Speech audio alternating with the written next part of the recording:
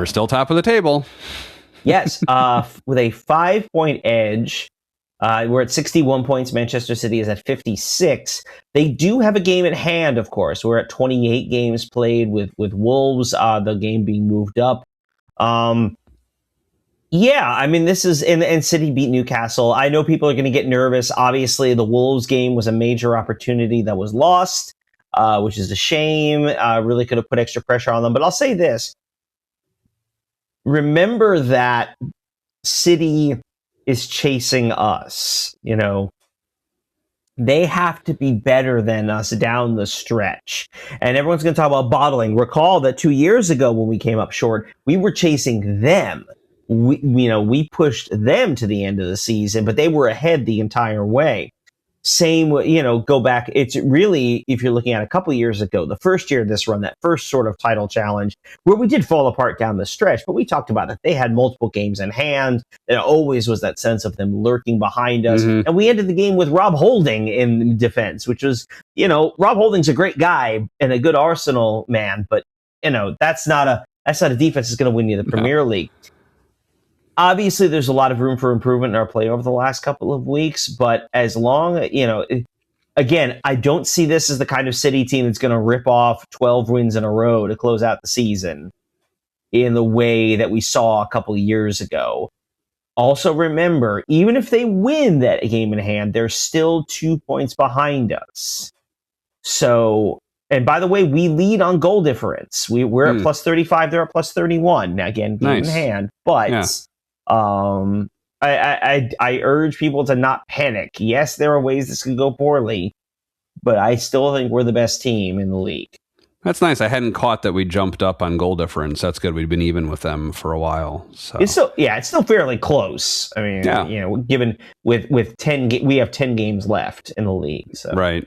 Yeah. Meanwhile, and we'll talk about this a little bit in a minute, but this is going to be the last episode we record before the FA Cup campaign continues. So just a reminder of where we stand there. So we're going into the 5th round, and because of the fun difference in the FA Cup from other tournaments where it starts off with 1,000 teams or something like that.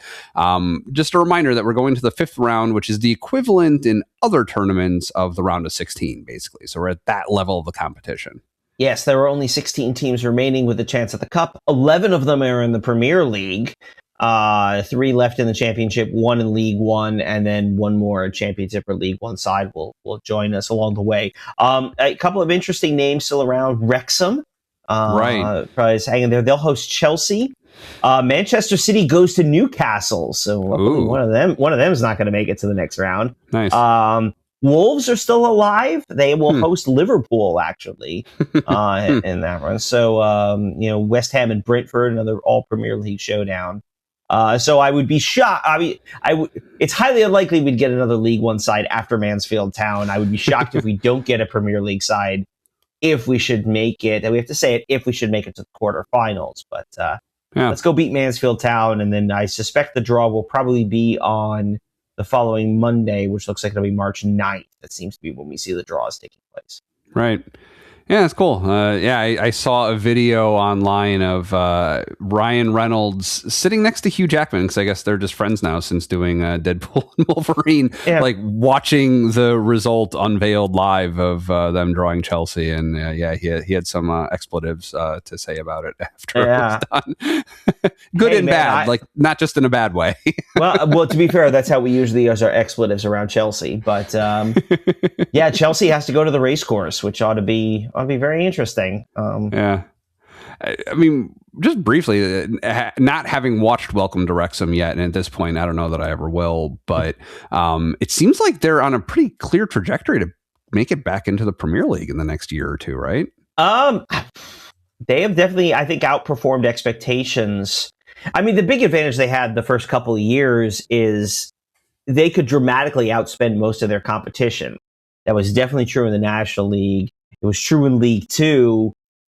Even in League One, they were definitely going to be on the top half. Now they're in the Championship. You look down that lineup in the Championship, That's a lot of teams that have been in the Premier League in the very recent past. And they still get that extra money for a few years after getting relegated, right? Yeah, you've got a couple of them that are still getting parachute payments, but even the ones that aren't are part of ownerships or ownership groups that have, let's be honest, substantially more money than Ryan Reynolds does. And Reynolds is really, and the show talks about this. This isn't like some like scuttlebutt thing. Like Reynolds is definitely the financially one of the heavier hitters.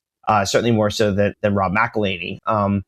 But they're reaching a point where their investment is not going to overwhelm most of their competition. Having said that, I think they're currently in a playoff spot in Championship.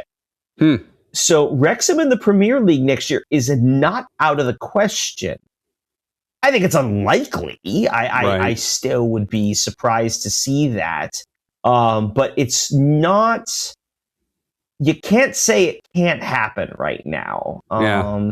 Yeah, checking out, they're currently 6th, and they would be in a playoff spot. Coventry City and Middlesbrough are leading the way in so far, but it's kind of tight behind there. I do want to make one mention, by the way, speaking of the Championship. I think it was earlier today or yesterday, Sheffield Wednesday has been relegated. It is I heard about that, right.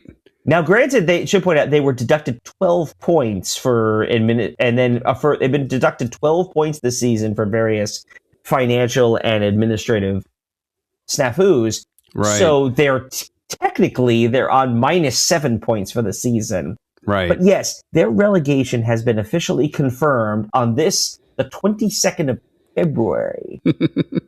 There are still 3 months left in the season. So that's for them going down from the Championship to League One? Down to League One, yes. Yeah. Ooh, that's not fun. Yeah. That was financial fair play, I think, was the biggest part of that, I think. And then some other misfiled paperwork too. I mean, we talk about clubs in disarray. I mean, we make fun of Spurs, but like Spurs pays their bills. Like Wednesday's that's probably some real problems behind the scenes. And on the field, clearly. They have one win this season. Yeah.